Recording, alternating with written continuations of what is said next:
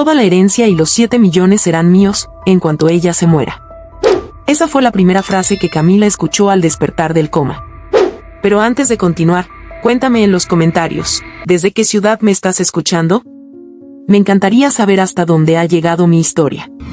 Camila Herrera tenía 28 años y una sonrisa limpia que enamoraba por su honestidad. Era abogada, trabajadora social y la clase de mujer que ponía los sueños de los demás por delante de los suyos. Nació en Monterrey, en una familia de clase alta, poderosa, de esas que ocultan sus secretos detrás de grandes cortinas, cenas de gala y silencios incómodos. Su hermana Julieta siempre fue su espejo roto, belleza perfecta, risa encantadora, pero con un filo interno capaz de cortar cualquier vínculo humano. Cuando despertó, lo hizo en medio de la oscuridad mental. Todo era bruma, confusión, un pitido lejano, una sensación de estar flotando dentro de su propio cuerpo. No podía moverse. Ni un dedo. Ni un suspiro. Solo escuchaba. Y lo que escuchó, la desgarró por dentro. Entonces, doctor, ¿ya están seguros de que no va a despertar? Es probable. El daño cerebral fue severo. Ya van 3 semanas. Perfecto. En cuanto firme el acta, quiero que mi padre sepa que todo será mío. Toda la herencia y los 7 millones serán míos. En cuanto ella se muera. Julieta. Su voz. Su tono. Su veneno. Camila quiso gritar. Saltar. Agarrarla del cuello y exigirle una explicación. Pero no podía. Su cuerpo seguía en coma. Solo su conciencia estaba despierta. Y lo que descubrió en los siguientes minutos cambió por completo su comprensión de la vida, de la familia, del amor y de la traición. Julieta no estaba sola. Un abogado hablaba con ella, tranquilo, casi cómplice. Tu padre no soportará perder a Camila, pero firmará lo que sea con tal de no verla así. No me importa. Siempre fue ella la favorita. La perfecta. La abogada. La hija que lo salvó de sus escándalos. Bueno, ahora yo lo salvaré. Y lo cobraré. Caro. Las palabras eran cuchillos. Camila lo sentía clavarse en el pecho, uno por uno. Imaginaba a Julieta sentada junto a su cama, su sonrisa hipócrita, sus uñas perfectas. El mismo rostro con el que fingía llorar en Instagram frente al mundo. Mi hermana está luchando por su vida, había escrito días atrás, con una foto suya tomada desde el hospital. La publicación tenía más de 100,000 likes. Y comentarios. Gente rezando. Mandando apoyo. Pero todo era una farsa. La más grande de todas. Camila comenzó a llorar. Una sola lágrima resbaló desde su ojo izquierdo. Lenta. Silenciosa. La piel apenas se humedeció. Nadie lo notó. Nadie, excepto quizás Dios. Recordó una tarde. Las 2 niñas, corriendo descalzas por el jardín de la hacienda. Tenían 7 y 8 años. Jugaban a ser princesas. Julieta le trenzaba el cabello mientras le prometía que serían inseparables. Cuando crezcamos, tú serás la presidenta, y yo seré la reina, decía riendo. Camila la amaba. La defendía. La admiraba. Incluso cuando Julieta robaba cosas en el colegio y la culpaban a ella. Incluso cuando su padre regañaba a una y la otra se escondía detrás de sus lágrimas. Ese recuerdo infantil se rompió con la siguiente frase que escuchó. Haz que el seguro de vida se acelere. Si muere por causas médicas, se paga más rápido. Camila tragó saliva. Dentro de su mente, todo se quebraba. ¿Planeaban su muerte? ¿Había sido un accidente el choque? ¿O la querían fuera del camino? ¿Desde cuándo? La respuesta llegó sola. Un recuerdo fragmentado apareció como un fogonazo. Iba en el coche, bajando por la carretera hacia San Pedro. Llovía. El volante tembló en sus manos. Algo no estaba bien. Había intentado frenar, pero el coche no respondió. Había una curva. El sonido del metal. El impacto. La oscuridad. Se lo habían provocado. En ese instante, escuchó otra voz entrar a la habitación. La de su padre. Don Esteban Herrera, empresario, político retirado, dueño de una fortuna petrolera que durante años se mantuvo como uno de los hombres más influyentes del norte del país. Su voz era temblorosa. ¿Cómo está? ¿Ha mostrado alguna señal? No, papá. Sigue igual. Pero tenemos que hablar sobre los bienes. No ahora. No frente a ella. ¿Crees que puede oírnos? No lo sé. Pero no me siento bien. Esto no se siente bien. Hubo un silencio. Luego una silla que se arrastró. Julieta volvió a hablar. Papá, si Camila no despierta, ¿qué sentido tiene dejarle propiedades? Hay empresas a su nombre. Fundaciones. Si no las puede manejar, serán un caos. No quiero hablar de esto. No hoy. Ella no está. Tú lo sabes. Y si no lo decides tú, lo hará el juzgado. ¿Quieres que su dinero lo maneje el Estado? Camila no podía creerlo. Julieta estaba dispuesta a borrar su existencia mientras aún respiraba. Ni siquiera esperaba a que muriera. Era una ejecutora legal de su propia hermana. Una asesina silenciosa, vestida de familia. En su mente, comenzó a tejer algo. Un plan. Si lograba despertar, si salía de esto, haría que todos pagaran. Haría que Julieta se mirara al espejo y no pudiera reconocerse. Haría que su verdad la destruyera. Pero primero, necesitaba recuperar su cuerpo. Y tiempo. En los días siguientes, fingió. Y escuchó. Descubrió que su padre había recibido amenazas años atrás. Que Julieta sabía cosas que podían destruirlo. Que el abogado de la familia era amante de Julieta. Y que el accidente no fue idea de su hermana, sino del padre. Yo solo te pedí que la sacaras del consejo. No que le cortaras los frenos. Ella lo descubrió todo, papá. Estaba a punto de ir a la prensa. Iba a hablar de las adopciones. De los contratos falsos. ¿Entonces prefieres que muera? Prefiero que no hable. Camila sintió que la piel se le congelaba. ¿De qué adopciones hablaban? ¿Qué contratos? Ese nuevo fragmento abrió una grieta más profunda. Una más sucia. Más perversa. Su infancia, esa que creía segura, llena de tardes en la alberca y navidades lujosas, comenzaba a resquebrajarse como una pintura vieja. Durante las madrugadas, sola en su mente, comenzó a recordar detalles que había enterrado por años.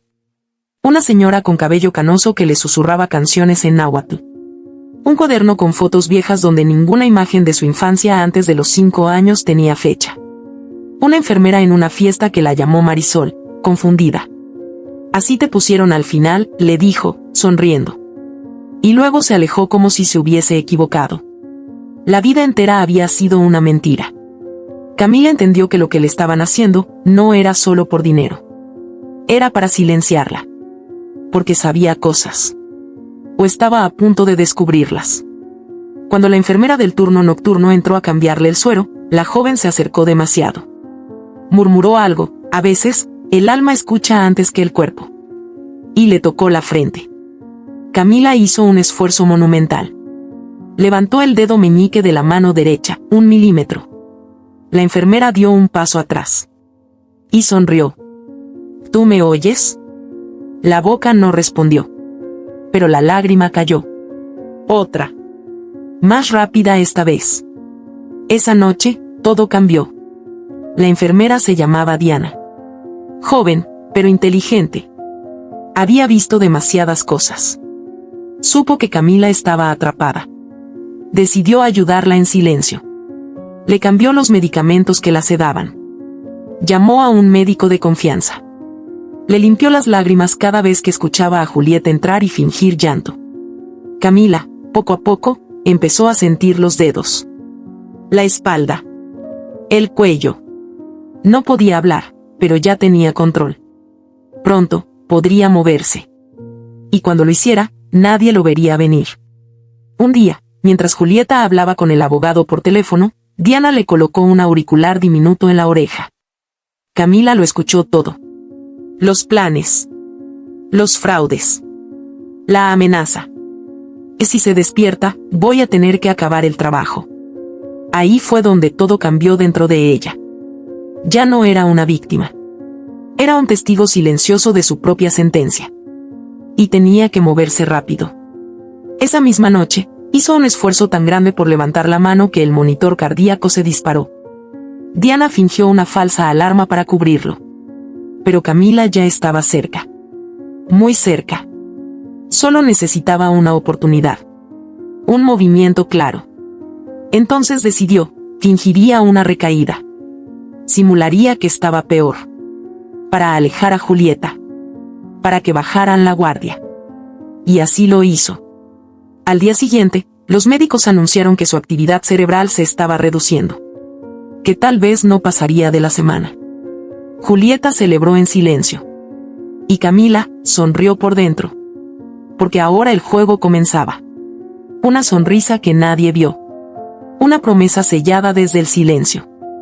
Y una sola verdad clara. Nada volvería a ser igual. Jamás. Camila había dejado de ser víctima. No lo sabía aún el mundo exterior, pero la mujer que yacía aparentemente inconsciente en esa habitación hospitalaria ya no estaba dormida. Dentro de su cuerpo inmóvil, su mente estaba despierta. Atenta. Dolida. Pero viva. Lo supo cuando Diana, la enfermera de turno nocturno, volvió a acercarse al borde de la cama con ese cuidado que solo tienen quienes conocen el sufrimiento en carne propia. Le acomodó el suero, observó los monitores y, sin previo aviso, le susurró al oído. Si me oyes, parpadea. Camila se concentró con toda su fuerza. El mundo era peso. Plomo. Oscuridad. Pero logró hacerlo. Un solo parpadeo. Lento. Apenas visible. Pero suficiente para abrir una grieta en el infierno. Diana se quedó congelada. Su respiración se aceleró. Miró la puerta, luego volvió a Camila y se inclinó aún más. ¿Parpadeaste? ¿Puedes volver a hacerlo? Nada. El cuerpo de Camila se negó. Agotado. Pero otra lágrima descendió por su mejilla izquierda. Diana la limpió con el dorso de los dedos y, en voz bajísima, murmuró. Te juro que voy a ayudarte.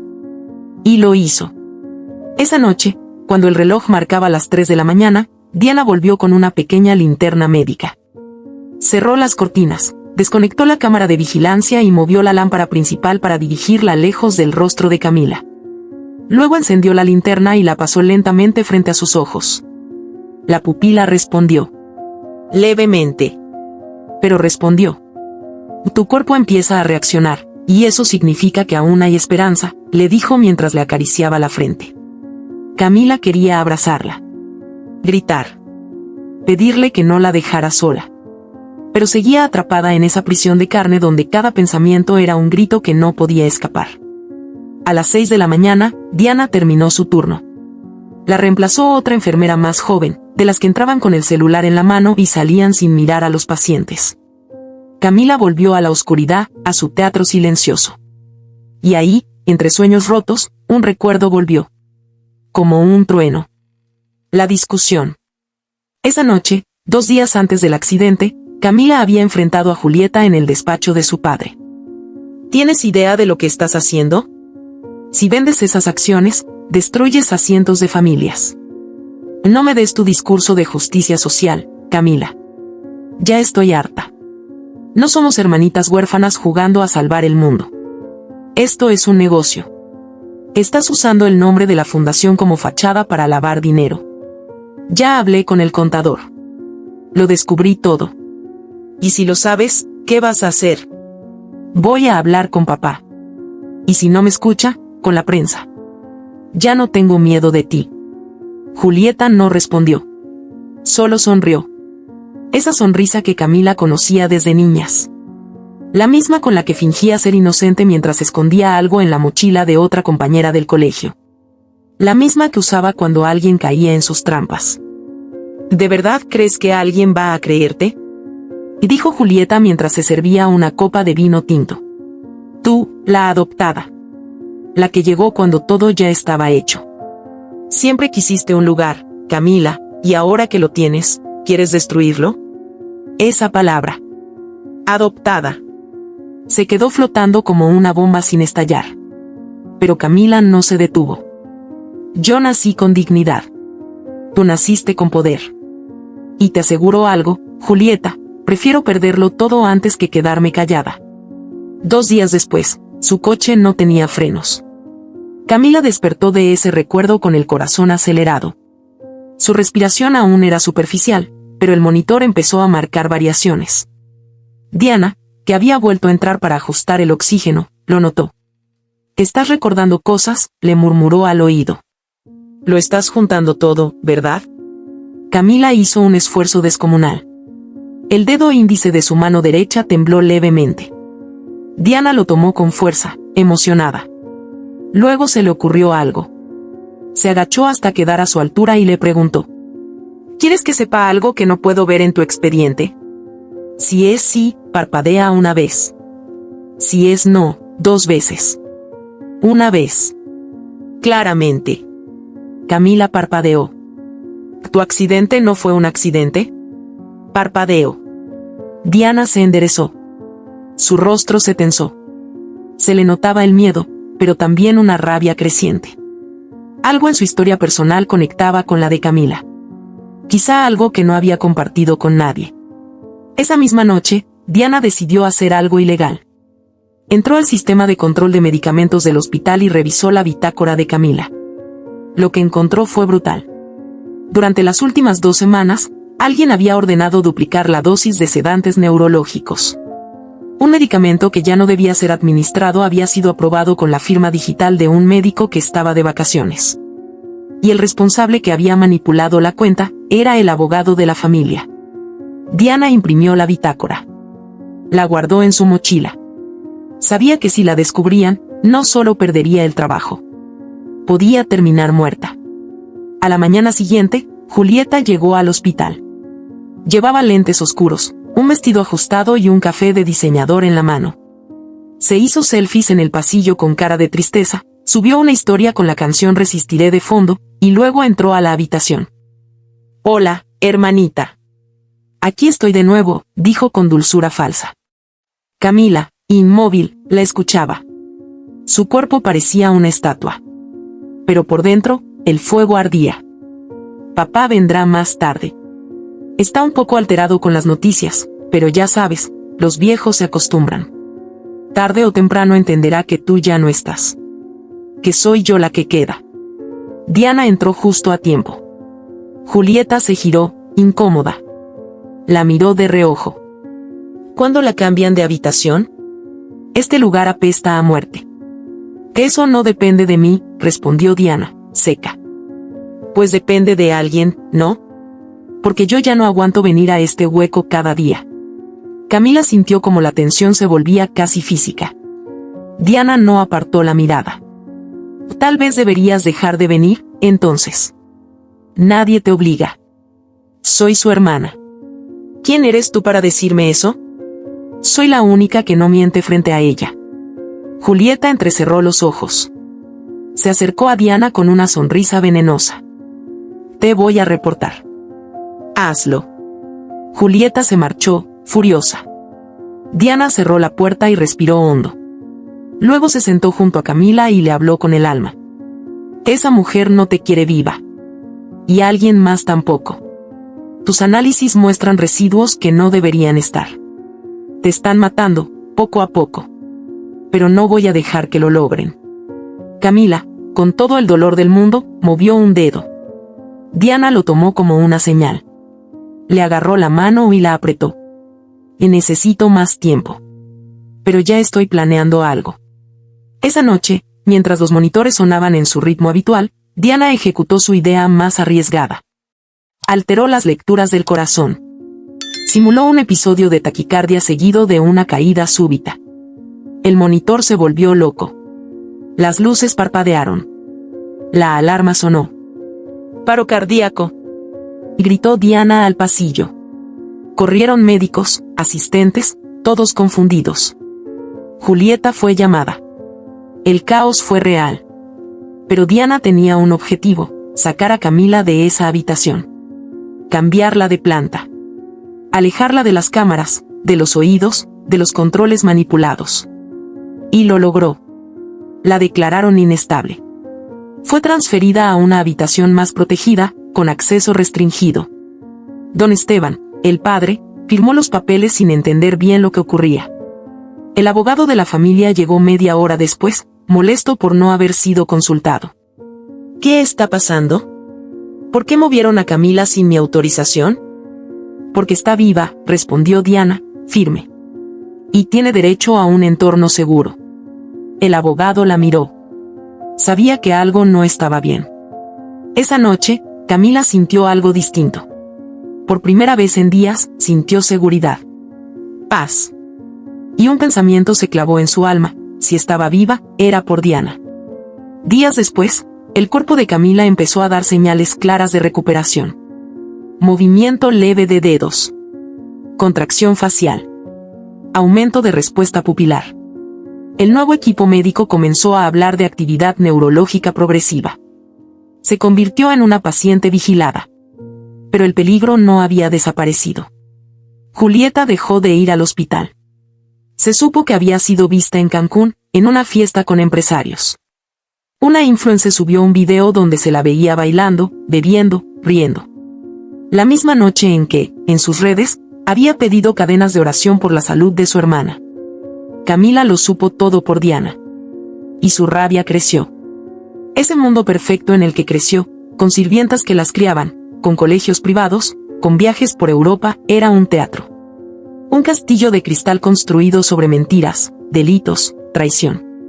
Camila empezaba a despertar, y cuando lo hiciera por completo, habría consecuencias. Porque ya no era la misma. Y ya no estaba sola. Diana se había convertido en más que una enfermera. Era una aliada, un faro en medio del naufragio, y Camila, aunque aún atrapada en su cuerpo, sentía que las piezas comenzaban a moverse lentamente en su lugar. Cada día, su recuperación avanzaba. Un dedo más. Un parpadeo sostenido. Un leve giro de cuello. Y con cada progreso, el deseo de descubrir la verdad crecía como una ola silenciosa dispuesta a arrasar con todo. Diana lo notaba. Ya no era solo una paciente. Era una conciencia aguda que le suplicaba en silencio que investigara, que escarbara donde nadie quería mirar. Y entonces, lo hizo. Había algo que le había llamado la atención desde que entró por primera vez a la habitación de Camila: su apellido. Herrera. Un nombre demasiado pesado, demasiado blindado. En su primer año de pasantía, Diana había escuchado rumores de clínicas privadas que eran financiadas por fundaciones de ayuda social pero que en realidad funcionaban como pantallas para trámites de adopciones express. Eran historias sueltas, pero una coincidencia le martillaba la mente: el doctor Ignacio Arriaga, quien aparecía en el expediente de Camila como el médico que firmó su certificado de nacimiento, había muerto años atrás. Lo había leído en un artículo antiguo que mencionaba corrupción médica y desapariciones de recién nacidos en clínicas del norte del país. Decidida, aprovechó su día libre para ir más allá. Se presentó en la antigua casa de la familia Herrera, la hacienda ubicada en las afueras de Monterrey. Llevaba una identificación médica, una carpeta falsa y una excusa: realizar una inspección sanitaria de rutina al consultorio privado del señor Esteban Herrera, que aún tenía licencia médica vencida desde hacía años. La empleada doméstica, confundida, la dejó entrar. Nadie estaba en casa. Julieta seguía fuera del país y Esteban se encontraba en una junta empresarial. Diana se dirigió directo al despacho. El mismo lugar donde Camila había enfrentado a Julieta días antes del accidente. Olía a cuero viejo y whisky caro. Las paredes estaban forradas de madera oscura, y en la esquina, una vitrina con reconocimientos, títulos y fotos familiares. Una imagen captó su atención: Camila de niña, con unos 5 años, abrazada a Esteban. Pero al girarla, notó que no tenía fecha ni nombre. Nada. Era solo una fotografía suelta. Buscó en los cajones del escritorio. Carpetas. Documentos. Cartas legales. Todo en orden, demasiado en orden. Hasta que, al fondo de un cajón escondido tras una doble pared, encontró una caja metálica, pequeña, con una cerradura rota. La abrió. Dentro, papeles amarillentos, sobrecerrados, certificados con firmas borrosas. Y entre ellos, 2 expedientes médicos distintos. Ambos de 1995. Uno con el nombre Camila Sánchez, el otro con el nombre Julieta Gutiérrez. 2 bebés. 2 hospitales. 2 ciudades distintas. Diana sintió el peso del hallazgo como un golpe en el estómago. Camila no era Camila Herrera. Julieta no era Julieta Herrera. Ninguna de las dos había sido adoptada legalmente. No eran hermanas. No tenían el mismo origen. No compartían ni una sola gota de sangre. Revisó el certificado de nacimiento de Camila. Estaba firmado por el doctor Ignacio Arriaga, justo como recordaba. El mismo médico acusado de participar en una red clandestina de tráfico de recién nacidos durante los años 90. El mismo que apareció muerto en un barranco en 2003, después de supuestamente perder el control de su vehículo. Caso cerrado. Accidente. Pero había testigos que decían que su auto no tenía frenos. La historia comenzaba a repetirse. Diana sintió el temblor en sus manos. Tomó fotografías con su celular. Escaneó los documentos con una aplicación. Guardó la caja en su mochila y salió del despacho en silencio. No podía quedarse ahí más tiempo. Esa noche, volvió al hospital y fue directo con Camila. Se sentó junto a su cama. Cerró la puerta. Apagó las luces y encendió la lámpara pequeña del buró. Tengo que contarte algo. Pero no sé cómo vas a soportarlo. Camila la miró. Ya podía girar el rostro unos centímetros. Sus ojos tenían una luz nueva. Una mezcla de miedo y coraje que ardía en lo profundo. No eres hija de Esteban. Ni de su esposa. Fuiste robada. En un hospital de Ciudad Juárez, en 1995. Tu madre era una joven indígena de nombre Rosario Sánchez. Dieron por muerto a tu bebé al nacer. Pero eras tú. Te desaparecieron. Camila pestañeó 2 veces. Diana entendió que lo había comprendido. Julieta tampoco es hija biológica. Ella fue robada en una clínica privada de Reynosa. El mismo año. Pero no son hermanas. Las adoptaron ilegalmente, y las criaron como si lo fueran. Silencio. Camila cerró los ojos. Una lágrima bajó, pesada. Diana la limpió con delicadeza. Tu padre, Esteban, era parte de esa red. Y el médico que firmó tu adopción ilegal murió años después. Lo hicieron ver como accidente. Pero todo apunta a que lo silenciaron. Esa noche, Camila no durmió. En su mente, el mundo temblaba. Todo lo que conocía, todo lo que era, se desmoronaba como una torre podrida desde sus cimientos. Recordó una imagen que había olvidado. Tenía 8 años. Su padre la llevó a un orfanato, supuestamente para donar juguetes. Estaban rodeadas de niños. Y entre ellos, una mujer. Morena. Delgada. Cabello trenzado. Lloraba mientras la miraba. No dijo nada. Solo la observaba como si viera a un fantasma. Camila le sonrió, sin entender. Y ella se desmayó. Después, su padre se la llevó a casa en silencio. No hablaron del tema nunca más. Ahora entendía todo. Esa mujer no era una empleada del orfanato. Era su madre. La pregunta que la desgarraba no era solo quién era. Era por qué. ¿Por qué le habían hecho eso? ¿Por qué la habían arrancado de su verdad? ¿Por qué le habían mentido durante tantos años? Y entonces, una furia serena la invadió. Quería respuestas. Pero también justicia. Y sabía que no iba a obtener ninguna de parte de Esteban. Ni de Julieta. Iba a tener que buscarlas donde nadie quería mirar. Diana, entretanto, fue más allá. Utilizó sus contactos con un viejo periodista que investigaba desapariciones de menores desde hacía años. Su nombre era Tomás Medina. Había perdido a su hija recién nacida en 1994. Se la habían entregado muerta. Pero nunca le mostraron el cuerpo. Lo llamaron loco durante años. Lo despidieron de su trabajo. Lo amenazaron.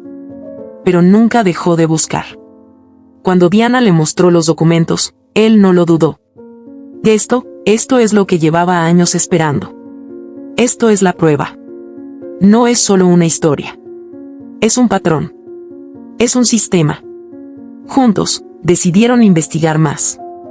Buscaron en registros hospitalarios de los años 90. Revisaron noticias viejas, notas olvidadas, reportes archivados.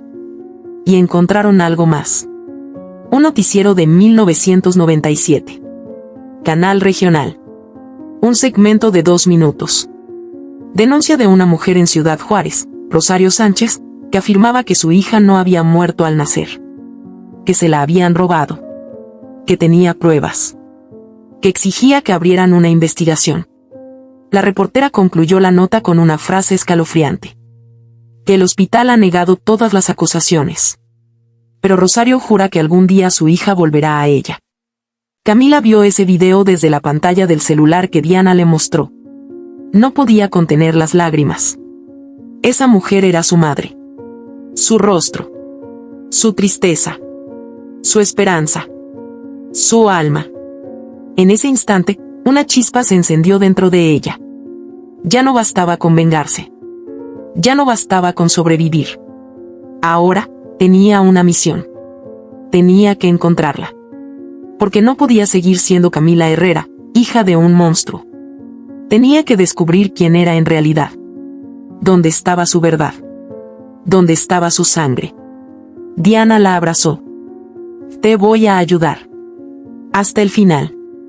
Y Camila, por primera vez desde que despertó, apretó su mano. Lentamente. Pero con fuerza. Ese apretón de mano, casi imperceptible, fue la señal más clara de que Camila ya no estaba atrapada. El cuerpo aún no obedecía del todo, pero su alma estaba de regreso. Y con ella, el fuego. El deseo de justicia, de verdad, de respuestas. Ya no por ella sola. También por Rosario, por los niños robados, por las madres que nunca dejaron de buscar, por las vidas compradas como mercancía. Y ahora, por algo más. Por ese silencio que duró décadas y que estaba a punto de romperse. Diana, al sentir el apretón, soltó un leve suspiro. Una sonrisa temblorosa se asomó en su rostro. No dijo nada. Solo asintió y la acarició con delicadeza en la mejilla. Esa misma mañana, el mundo empezó a moverse en otra dirección. Julieta, mientras tanto, jugaba a ser la heredera indiscutible. El padre había firmado ya una serie de documentos sugeridos por el abogado de la familia, los cuales transferían el control de varias propiedades a su nombre, bajo la excusa de proteger los activos familiares mientras Camila se encontraba en estado crítico. Ya no hacía visitas al hospital. No porque no quisiera, sino porque se aburría. Su tiempo lo ocupaba en eventos, fiestas, entrevistas y sesiones de fotos para marcas que aprovechaban el momento mediático para ofrecerle contratos de imagen como la hermana fuerte de México. Pero había algo que comenzó a romperse desde dentro. Primero fue un cansancio inexplicable. Se le nublaba la vista durante las entrevistas. Empezó a notar moretones en los brazos sin saber cómo habían llegado ahí. Luego vinieron los dolores de cabeza, el sudor nocturno, las fiebres esporádicas. Lo atribuía al estrés, al ritmo de su vida, a la tensión del duelo. Nadie podía saber que debajo de esa fachada inquebrantable se estaba pudriendo por dentro. Hasta que ocurrió. Estaba en el baño de un hotel de lujo, minutos antes de dar una charla motivacional titulada La vida después de la tragedia. Se miró al espejo y notó que sus encías sangraban. Su cara estaba más pálida de lo habitual. Tomó un poco de agua, pero al tragar, sintió un ardor en el estómago. De pronto, una náusea le subió con violencia. Se inclinó sobre el lavabo y vomitó. Sangre. No fue un poco. Fue un charco rojo oscuro que tiñó la cerámica blanca. El sonido de su cuerpo ahogándose en su propia enfermedad retumbó en las paredes. Se miró al espejo otra vez, con el rostro manchado, los ojos dilatados, la mano temblando. Por primera vez en mucho tiempo, sintió miedo real. La llevaron al hospital privado con urgencia. Exámenes, análisis, resonancias. 3 días después, el diagnóstico cayó como un ladrillo sobre su mundo de cristal: leucemia mieloide aguda. Avanzada. Agresiva. Con pronóstico reservado. Julieta se quedó en silencio. Ni una lágrima. Solo asintió y pidió estar sola. Durante años se había burlado de la muerte. Manipulado destinos. Jugado con el tiempo y la vida de otros. Ahora, la muerte venía por ella. Sin avisar. Sin darle oportunidad de controlar la narrativa. Esteban no lo soportó. Se vino abajo. Desesperado, buscó a los mejores especialistas del país. Médicos, inmunólogos, hematólogos. Lo intentó todo.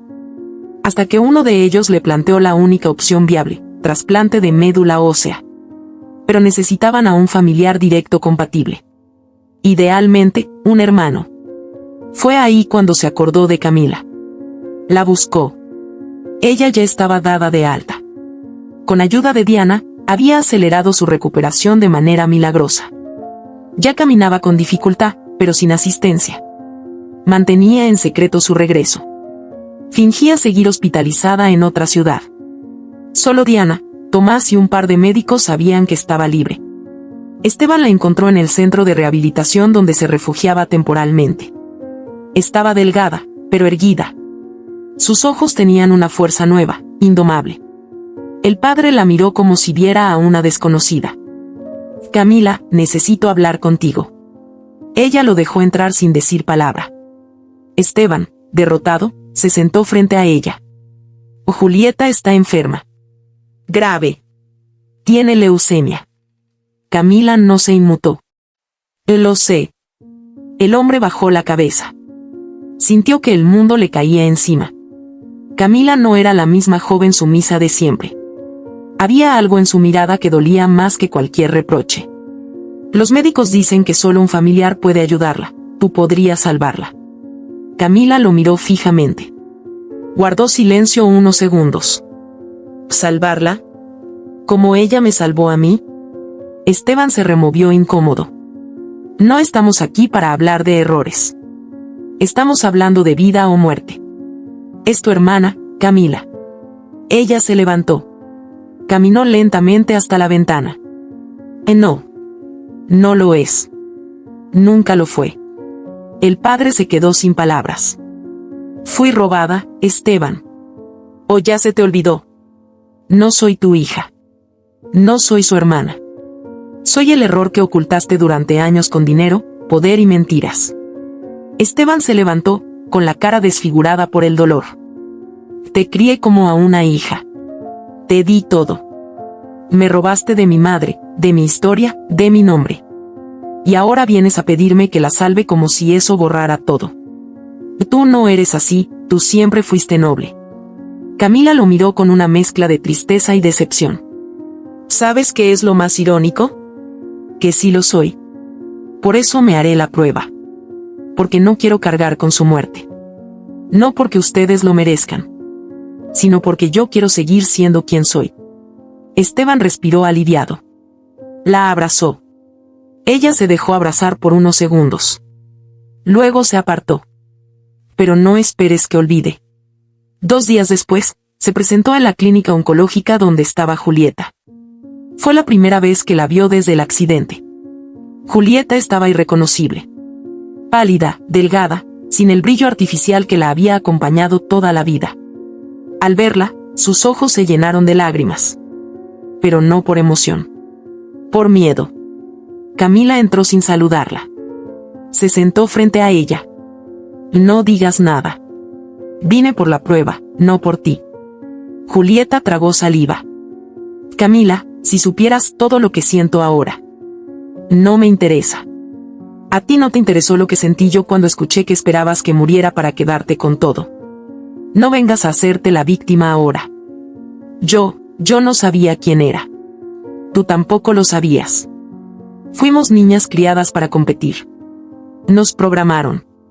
Camila la miró con una mezcla de lástima y rabia. No me expliques tu miseria. Solo espera el resultado. Se hizo la prueba. Y el médico fue claro, Camila era 100% compatible. Podía salvarla. Salió de la sala, con el resultado en la mano. Diana la esperaba afuera. Y Camila mostró el papel. Diana lo leyó. Su rostro se tensó. ¿Qué vas a hacer? Camila miró el cielo a través del ventanal. Ahora tengo el poder. Lo que no tuve cuando estuve en coma, lo que me arrebataron cuando era bebé. Ahora soy yo la que decide. ¿Qué haría Dios con esto? Diana no respondió. Camila siguió caminando por el pasillo, con pasos lentos, como quien arrastra el peso de 1000 verdades encima. Esa noche, no durmió. Pensó en todo. En Julieta de niña. En Julieta manipuladora. En Julieta mintiendo. En su madre Rosario. En su verdadera historia.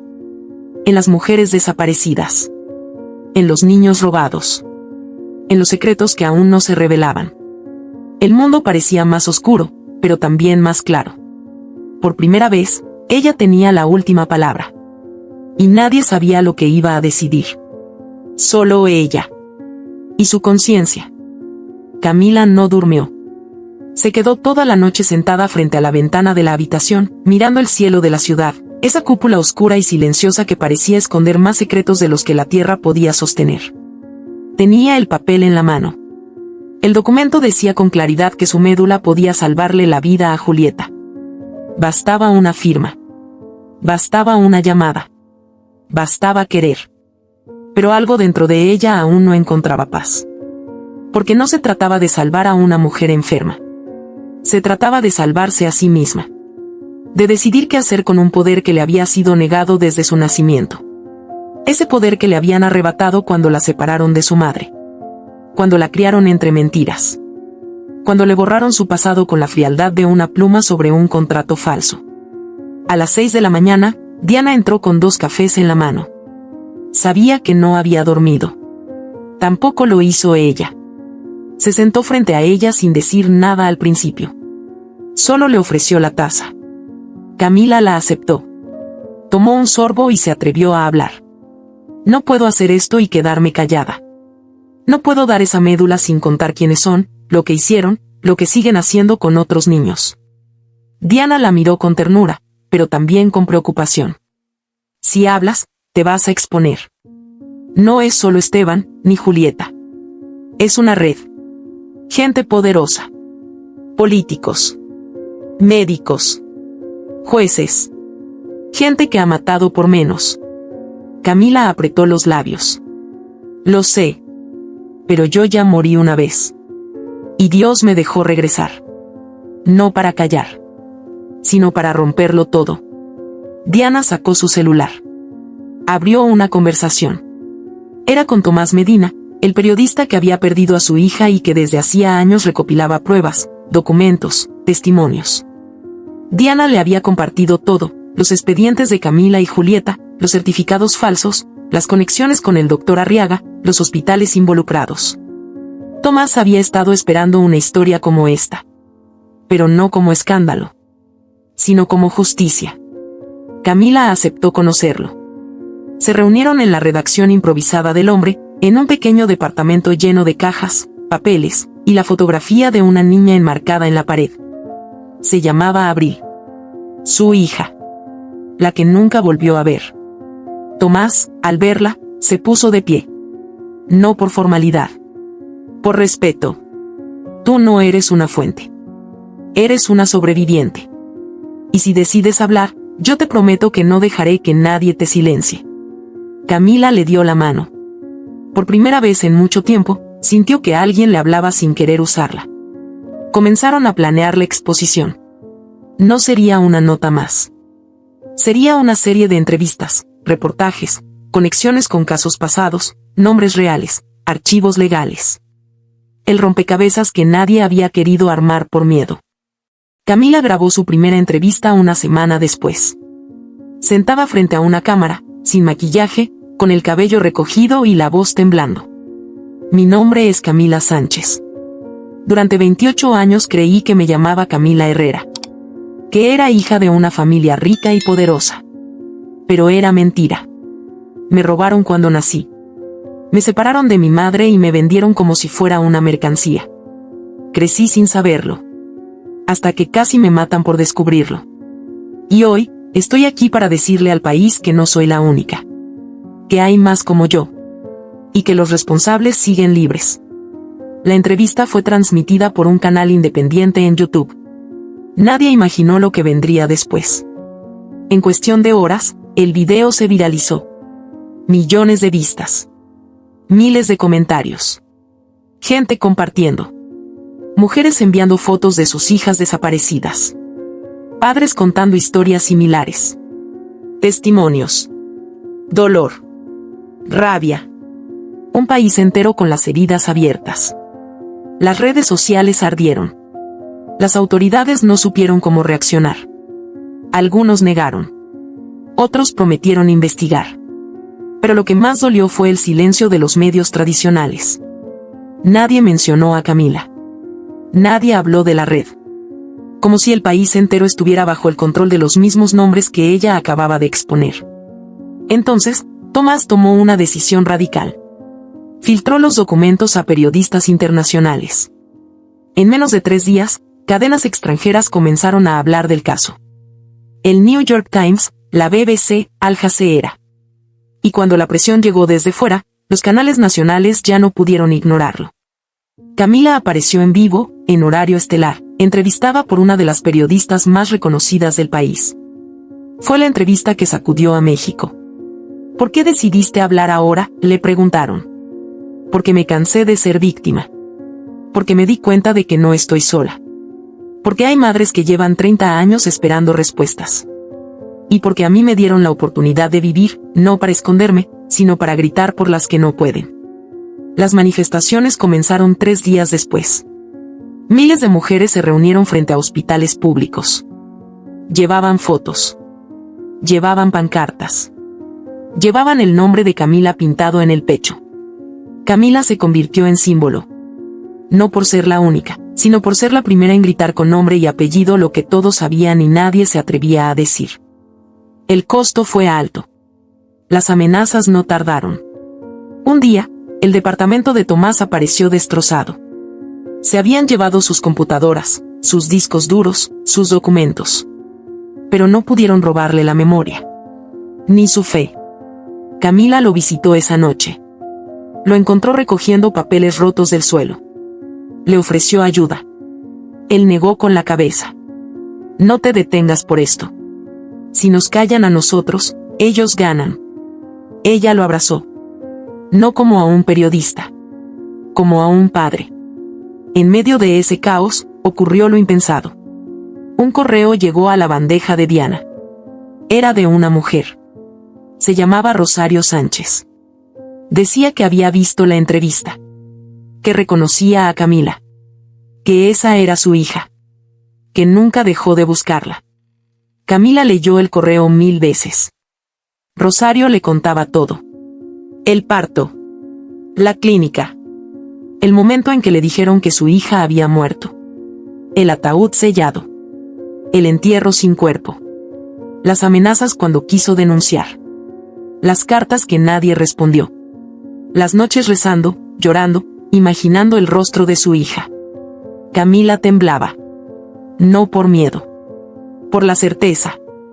Se citaron en un parque de Guadalajara. Rosario viajó toda la noche. No durmió. No comió. Solo esperó. Camila llegó. Iba sola. Caminaba despacio. Cuando la vio, la reconoció sin dudar. Era ella. Su madre. No por los rasgos. Por la mirada. Rosario se levantó. No dijo nada. Solo la abrazó. Y lloró. Lloró como si la vida se lo permitiera por fin. Camila se quedó entre sus brazos. En silencio. Llorando también. Por todo lo perdido. Por lo que no vivieron. Por lo que les robaron. Por lo que no pudieron evitar. Esa noche, Rosario le contó su historia. Le mostró fotos. Le habló de su abuela, de su infancia en la sierra, de su vida sencilla. Camila escuchó cada palabra como si fueran pedazos de una canción olvidada. Al final, Rosario le tomó la mano. No tienes que perdonar. Solo quiero que sepas que siempre te busqué. Que nunca te solté del alma. Camila le apretó los dedos. Ya no estoy sola. Te encontré. Y eso me basta.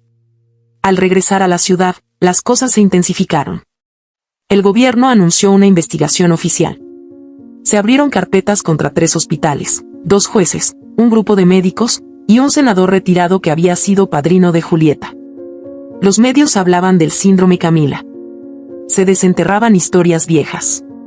Se buscaban cuerpos en cementerios clandestinos. Se citaban a funcionarios que llevaban décadas intocables. Esteban fue citado por la fiscalía.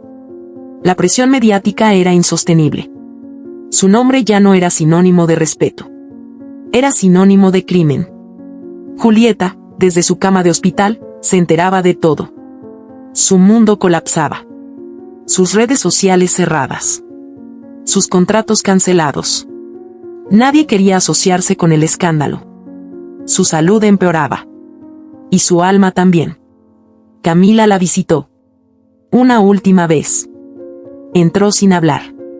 Julieta la miró con ojos vacíos. «Viniste a verme morir, ¿verdad?» «No. Vine a verte por lo que eras. No por lo que hiciste». «¿Y qué era yo?» «Una niña rota. Como yo. Solo que tú decidiste vengarte de todos. Yo decidí buscar la verdad». Julieta soltó una lágrima. Por primera vez, sin odio. «¿Me odias?» «No. Me doliste. Pero no te odio. ¿Vas a ayudarme?» «Ya lo hice». Julieta se quedó en silencio. Camila se levantó. «Y por si algún día preguntas por qué, es porque, a pesar de todo, soy mejor que ustedes». Salió. Y no volvió a verla. El país entero la había escuchado. Pero el eco de su historia apenas comenzaba. Porque cuando una verdad se grita con el alma, ya no hay quien la detenga. Camila sabía que no había marcha atrás. Había liberado una tormenta. No solo afuera, en los medios, en los juzgados, en las calles donde las mujeres gritaban nombres desaparecidos. También dentro de ella. La rabia, el abandono, el dolor. Todo se había agitado como un mar oscuro que ahora buscaba su cauce. Y en medio de ese caos, llegó el mensaje que no esperaba. Julieta pedía verla. Diana fue quien lo recibió. Camila estaba en una reunión con un grupo de madres víctimas de adopciones ilegales. Tomaban café en una sala modesta, compartiendo pedazos de historias que dolían más que las heridas físicas. Diana la tomó del brazo, esperó a que terminaran de hablar y, cuando estuvieron solas, le susurró al oído. «Julieta te pidió. Está muy mal. Dice que quiere hablar contigo antes de que todo termine». Camila no respondió de inmediato. Solo bajó la mirada. Recordó la última vez que la vio.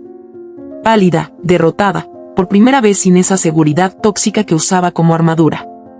Había sentido compasión. Y también distancia.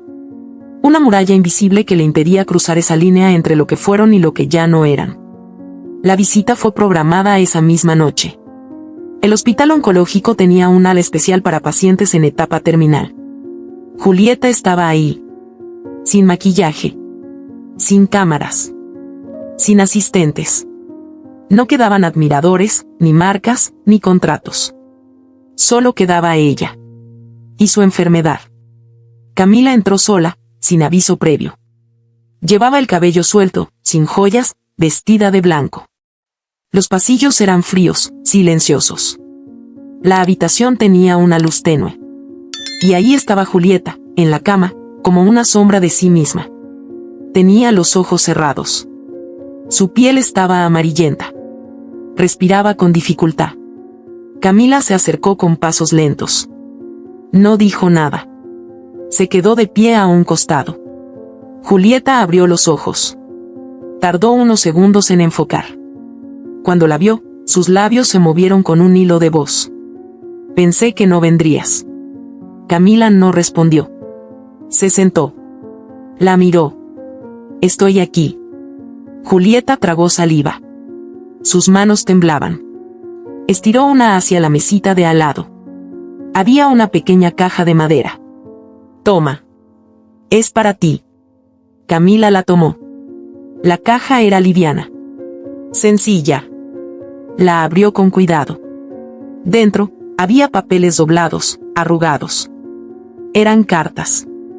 Unas 10. Escritas a mano. Todas firmadas por Julieta. La más antigua, de cuando tenían 14 años.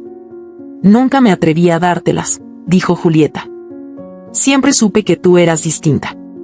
Que eras la buena. Que tenías luz. Y eso me destrozaba. Porque yo vivía con una sombra. Camila comenzó a leer la primera carta en silencio. Estaba escrita con lápiz, en hojas arrancadas de una libreta escolar. En ella, Julieta confesaba celos, envidia, miedo. Y algo más. Un rencor profundo que no lograba entender. Creía que era porque eras mejor que yo. Más lista, más querida. Pero con los años entendí otra cosa, murmuró Julieta. La verdadera razón por la que te odiaba, es porque supe antes que tú que no éramos hermanas. Camila levantó la mirada. Julieta cerró los ojos.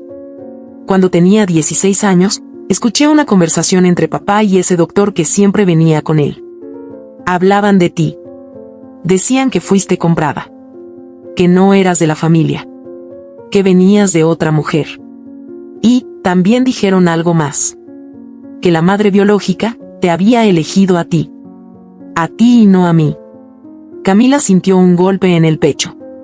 El aire se le volvió pesado. Julieta siguió hablando, despacio, entrecortado. Yo creía que, si te hacía menos, si te destruía, podía recuperar ese lugar. Ese amor. El que nunca tuve. Me equivoqué. Te herí. Te traicioné. Y aún así, viniste. Camila apretó las cartas contra su pecho. ¿Por qué me llamaste? Porque no quiero morirme odiada. Ni sola. Quiero que alguien sepa que no todo fue maldad. Que hubo momentos en los que quise amarte. Pero no supe cómo. Julieta comenzó a llorar. Era un llanto débil, seco, de quien ya no tiene fuerzas para fingir. Camila se levantó. Se acercó a ella. Le tomó la mano. No vine a juzgarte. Vine porque necesitaba cerrar algo. Y yo también. ¿Me perdonas?, susurró Julieta. Camila respiró hondo. Cerró los ojos. No por lo que hiciste. Pero sí por lo que viviste. Porque te rompieron antes de romperme a mí. Y ahora lo entiendo. Julieta apretó su mano con las pocas fuerzas que le quedaban. Luego abrió los labios, apenas audibles. ¿Lo harás? ¿El trasplante? Julieta asintió. Camila la miró a los ojos. Y ahí, entre la oscuridad de la muerte y la fragilidad de lo humano, dijo la verdad. No. No lo haré. Pero no porque te odie. Sino porque entendí que no puedo salvarte a ti sin perderme a mí. Julieta cerró los ojos. No hubo reproche. Solo un suspiro largo. Como si, al fin, algo en ella se soltara. Está bien. Ya no duele. Camila se sentó a su lado. Le acarició el cabello. Le cantó, con voz baja, aquella canción que cantaban de niñas cuando fingían ser princesas. Luna, lunera, cascabelera, dame una noche, dame una estrella. Julieta la escuchó hasta el final. Cuando terminó, ya no respiraba. Camila no lloró. Solo se quedó sentada a su lado. En silencio. Sintiendo el peso de todas las vidas que pudieron haber sido distintas. Y no lo fueron. Esa noche, al salir del hospital, levantó la vista al cielo.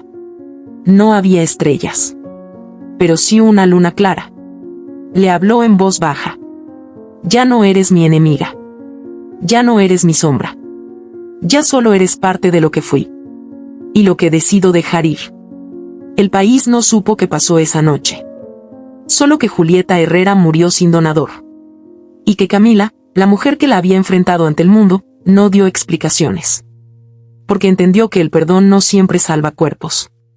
A veces, solo salva almas. Y con eso, basta. Los medios lo cubrieron como un final trágico para la hija de un empresario caído en desgracia. Algunos lo trataron con respeto. Otros, con morbo. Pero para Camila no fue ni trágico ni mediático. Fue íntimo. Fue cerrar un ciclo que nunca debió comenzar. Y después de cerrar ese capítulo, lo único que quiso hacer fue alejarse. De las luces. De las cámaras. De los juicios de la gente. Su alma no quería protagonismo. Solo quería propósito. Días después del funeral, Camila reunió a los abogados que aún le eran leales. Firmó los documentos que liberaban toda su parte de la herencia. La fortuna de los Herrera, manchada por años de crímenes y complicidad, fue canalizada legalmente hacia una nueva fundación. Ella misma eligió el nombre: Julieta Libre. No como homenaje a su hermana, sino como promesa. Una advertencia para el sistema. Las niñas robadas, explotadas, manipuladas, ya no iban a vivir con miedo. Al menos no mientras ella respirara. El anuncio fue breve. Sin declaraciones, sin ruedas de prensa. Un comunicado publicado en redes sociales: hoy dejo atrás el nombre que me impusieron. Hoy soy Camila Sánchez. Y toda esta herencia será entregada a las que realmente fueron desheredadas por este país, las niñas sin voz. Las niñas que aún están a tiempo. Y se fue. Se mudó a Oaxaca. A un pueblo en la sierra, lejos del ruido, pero cerca del dolor real. Alquiló una casa modesta. Compró muebles usados. Colgó en la pared una cruz de madera y una foto en blanco y negro de Rosario, su madre biológica, cuando era joven. A los pocos meses, abrió un pequeño despacho legal gratuito. 2 escritorios, una cafetera y un letrero pintado a mano: Defensoría de Mujeres Camila Sánchez. No le faltaron casos. A los pocos días ya había filas. Mujeres indígenas pidiendo ayuda para recuperar tierras, madres buscando a sus hijas desaparecidas, adolescentes escapando de violencia familiar. Camila escuchaba cada historia como si fuera la suya. No necesitaba imaginar lo que era la impotencia. Lo conocía de primera mano. Diana seguía a su lado. Renunció al hospital. Se mudó con ella y se encargaba del área médica de la fundación. Tomás también viajó con su hija, Lucía, una niña con parálisis cerebral que, desde que Camila la conoció, la miró como si la recordara de otra vida. Juntos reconstruyeron algo que parecía imposible: familia. No la de sangre. La del alma. La fundación se expandió. En menos de un año, logró abrir un refugio para niñas víctimas de trata. Luego un albergue de paso para mujeres violentadas. Las donaciones llegaban desde todos los rincones del país. Ya no por caridad. Por convicción. Porque lo que había hecho Camila no podía olvidarse. El primer juicio que defendió fue el de una menor de 13 años, embarazada por su padrastro. Ningún abogado quería tomar el caso. El agresor era primo de un diputado local. Camila no dudó. Peleó con la furia que solo tienen quienes han sentido el abandono en la carne. Ganó. Y el juicio se televisó. Esa imagen suya, de pie, con la toga ajustada y la mirada de acero, se volvió símbolo de algo que no tenía nombre, pero que todos reconocían: justicia sin precio. Rosario la acompañaba a todos lados. A veces no decía mucho. Solo la miraba. Y cuando nadie lo notaba, le tomaba la mano, como si aún temiera que el destino viniera a arrebatársela otra vez. Una tarde de abril, mientras las jacarandas teñían de morado las calles, Rosario entró al despacho con una caja. Era la misma que había guardado durante 30 años. Dentro, una manta. Un chupón. Y una Biblia pequeña, con las esquinas desgastadas. Esta te la iba a regalar cuando naciste. No alcancé. Camila la tomó con ambas manos. Abrió la Biblia. En la primera página, Rosario había escrito una cita: Romanos 8:28. Y sabemos que a los que aman a Dios, todas las cosas les ayudan a bien. Cerró los ojos. Sintió un temblor suave dentro del pecho. Y entendió. No todo lo que había vivido fue justo. Ni bueno. Ni necesario. Pero todo, hasta el dolor, la había traído hasta ese momento. Hasta esa sala. Hasta esas manos que ahora podían escribir el destino de otras niñas. La cámara estaba encendida. Era una entrevista para el canal de la fundación. Solo ella, frente a la lente. Sin guión. Sin maquillaje. Se acomodó el cabello, respiró profundo, y comenzó. Mi nombre es Camila Sánchez. Y sí, desperté de un coma. Pero lo que realmente ocurrió fue que desperté del engaño, del silencio, de la historia que otros habían escrito para mí. Me arrancaron de mi madre. Me criaron con mentiras. Me usaron. Me traicionaron. y me dejaron por muerta. Pero no morí. Y no volví para vengarme. Volví para escribir una historia distinta. Pausa. Su voz se quebró apenas. Pero siguió. Cuando estuve en coma, escuché todo. Escuché a mi hermana desear mi muerte. Escuché a mi padre planear mi silencio. Escuché las oraciones falsas y los llantos fingidos. Pero también, escuché la voz de Dios. No con palabras. Con propósito. Porque cuando Dios decide devolverte la vida, no es para que regreses igual. Es para que renuncies a la mentira. Para que te levantes y camines. Para que sanes, aunque nadie te pida perdón. Para que des, aunque nadie te dé las gracias. Cerró los ojos por un momento. Una lágrima descendió, limpia. Abrió la Biblia y acarició la página. No vine a contar mi historia para que me admiren. La cuento para que sepas que no estás sola. Que aunque te hayan robado todo, no te han robado lo que Dios plantó en ti. Que tu dolor puede ser semilla, si decides no enterrarte con él, sino florecer desde él. La cámara se acercó. Su rostro estaba sereno. Desperté del coma, y no solo abrí los ojos. Abrí el alma. Y entendí que uno no sobrevive para vengarse, sino para cambiar el mundo con lo que duele. Diana apagó la cámara. Rosario aplaudió bajito. Tomás sonrió. Y Lucía, desde su silla de ruedas, soltó una risa tan pura que hizo llorar a todos. Esa noche, Camila caminó sola al columpio del patio. Se sentó y se balanceó lentamente. Cerró los ojos. Y por un momento, fue niña otra vez. Junto a Julieta. Jugando. Sin secretos. Sin sombras. Solo dos niñas que aún no sabían todo lo que iba a romperse. Y entonces, como si el cielo respondiera, recordó otra cita. Salmo 147 versículo 3. Él sana a los quebrantados de corazón, y venda sus heridas. Y eso era todo. Dios no le había quitado el dolor. Le había enseñado a usarlo. A cargarlo sin rabia. A caminar con él sin miedo. Y a compartirlo con las que aún no sabían cómo seguir. Porque Camila no despertó por ella. Despertó por todas. Y por todas, seguiría de pie. Hasta el último día. Si esta historia te ha gustado, te invito a que me dejes en comentarios qué has sentido al escucharla, y si has pasado por una situación de engaño similar, me encantaría que compartas tu valiosa opinión. Hay muchas personas pasando por una situación similar, esperamos que su voz viva en ti. Comparte esta historia, y sé parte del cambio. Recuerda decirme desde qué ciudad estás viendo este video. Me sentiría muy honrada si me dejas un like, compartes el video con algún amigo o familiar y te suscribes al canal. No te pierdas la próxima historia sorprendente que está apareciendo en tu pantalla en estos momentos. Tenemos entretenimiento garantizado exclusivamente para ti. Nos vemos en el siguiente video.